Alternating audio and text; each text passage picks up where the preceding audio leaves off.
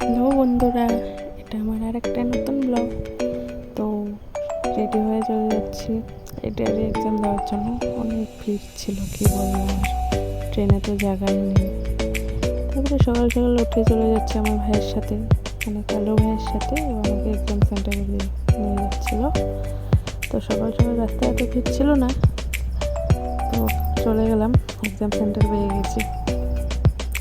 Exam তো দিলাম যেমন তেমন করে, তাও মোটামুটি ভালোই ছিল। অনেক ভিড় ছিল সেখানে, রাস্তা তো এত জ্যাম ছিল যে আমি বেরই হতে পারছিলাম না, এত ভিড়। এখান থেকে বের হতে হতে 1 ঘন্টা সময় লেগে গেছে ট্রাফিকের জন্য। অনেক টায়ার্ড হয়ে গিয়েছি। তারপর ঘুমিয়ে রাত্রেবেলা রেডি হয়ে ঝুমার হাজব্যান্ডের সাথে তারপর ঘুরতে বেরিয়ে গেলাম।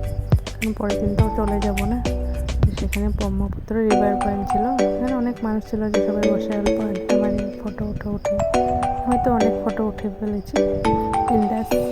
আর এই যে দেখে নাও আমার ফ্রেন্ড ঝুমা, তো ওদের সাথেই আসছিলাম। তো এখানে দিনের বেলা ভিউটা সুন্দর দেখায়, রাত্রে অন্ধকার ছিল তো এত কিছু দেখাতে পারিনি। তো মোটামুটি ভালোই ছিল, কিন্তু আমার মেন টার্গেট ছিল যেগুলো বুক করে যাবো। তার জন্য দৌড়ে গিয়ে আবার গাড়িতে গিয়ে বসে পড়লাম। দেগুলো বুক করে এসে পড়েছি। গুয়াহাটি অনেকবার গিয়েছি, কিন্তু সেখানে আর যাওয়া হয়নি, কারণ বেশি টাইম নিয়ে যেতে পারি না। তো একদিন পরেই রিটার্ন আসতে হয়। তো এবার বললাম যে আমি ওখানে যাবোই যাবো, আমাকে নিয়ে গেছে।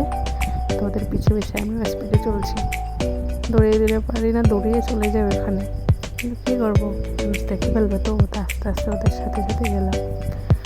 তো ওখানে অনেক রকমের দোকান ছিল, মানে পিৎজা বলো, জুস বলো, চিকেন আইটেম বলো, সব কিছু ছিল।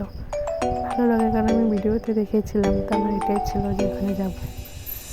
তো ওখানে ঘুরে ফেললাম, তো পিৎজা খাবো বলে। তো ঘুরে আরও দোকান দেখে ফেলে পিৎজার দোকানে এসে পড়েছি। দাদাটা আমাদের জন্য পিৎজা বানিয়েছে। তো পিৎজা খেয়ে পুরা এসে পড়েছি। তো পিৎজাটাই মেন ছিল খাবো বলে।